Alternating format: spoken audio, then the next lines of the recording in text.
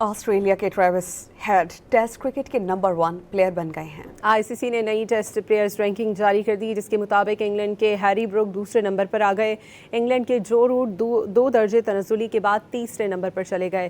پاکستان کے محمد رضوان 18ویں اور بابر اعظم 19ویں نمبر پر ہیں۔ ٹیسٹ بولنگ رینکنگ میں بھارت کے جسپریت بمراہ پھر سے نمبر 1 بن گئے۔ میٹ ہنری ایک درجے تنزلی کے بعد دوسرے نمبر پر چلے گئے۔ پاکستان کے نعمان علی 7ویں نمبر پر ہیں۔